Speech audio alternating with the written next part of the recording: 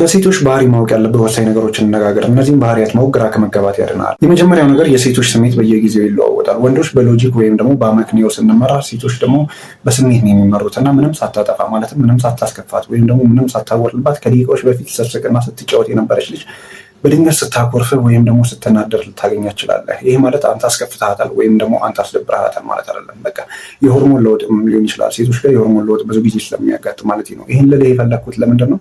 ብዙ ጊዜ ወንዶች እንዴት ነው መሰለህ፣ ሴቷ ስላኮረፈች ወይም ደግሞ ስለደበራት አብዝቶ መለማመጥ ውስጥ እንገባለን። እነዚህ ባህሪያት ግን አንተን እንድትነቀህ ወይም ደግሞ እንዳታከብረህ የሚያደርጉ ነገሮች ናቸው።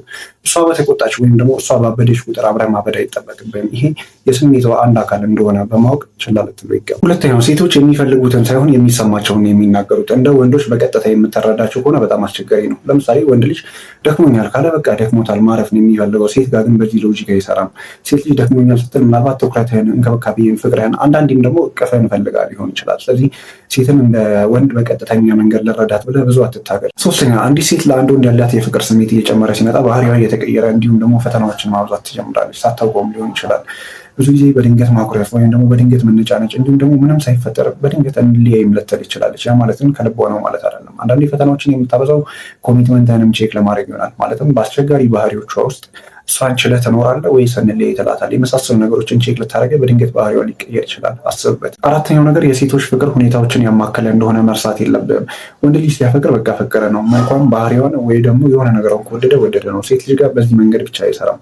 ማለትም እርሷ ስትወደ አቅራቢነትን፣ ጠባቂነትን እንዲሁም ደግሞ ነገ ለመለወጥ ያለ ተነሳሽነትንም አብራን የምትወደው በጊዜ ውስጥ እነዛ ነገሮች ትተህ ማለትም እዛው ቦታ ላይ ስታክ አድርገህ የምትቀር ከሆነ እመነኝ ያቺ ልጅ ለአንተ ያላት ፍቅር ወይም ደግሞ ለአንተ ያላት አክብሮት፣ ለአንተ ያላት መውደድ እየቀነሰ ይመጣል። ስለዚህ ሴት ልጅ ስትወደ ሁሌም ሁኔታዎችን ያማከለ እንደሆነ መርሳት የለብህም። ከአንተ የተሻለ አቅራቢና ጠባቂ ያገኘሽ ከመሰላት ነገሩ ሁሉ ያበቃለታል። ስለዚህ ራስህን ማሻሻል ወደኋላ እንዳት። በመጨረሻ ማወቅ ያለብህ ወሳኙ ነገር ምን መሰለህ? ሴት ልጅ ሁሌም የምታፈቅረው ጠንካራ ወንድ ነው። ያ ማለት ከእሷ የተሻለ በገንዘብም ሊሆን ይችላል፣ በእውቀትም ወይም በማንኛውም ነገር ከእሷ የተሻለ ወንድ ነው እንጂ የምታፈቅረው ከእሷ አንደርማይንድ የምታደርገው ወይም ደግሞ የምትንቀው አይነት ወንድን ታፈቅራለች ብለህ እንዳታስብ ማለት ነው። አንዳንዴ በሶሻል ሚዲያ ላይ የምናያቸው ነገሮች ሴት ልጅ ድሃ ወንድ ስታፈቅር ምናምን ለፊልም ተብለው ይሄ ጀስት ለኢንተርቴንመንት የሚሰሩ ነገሮችን እያየህ እንዳትሸወር ማለትም ሁሌም ሴት ልጅ ከእርሷ እስከተሻልክ ድረስ ብቻ ነው ልትወድህ ወይም ደግሞ ልታፈቅረህ አብርሃም ልትሆን የምችለው።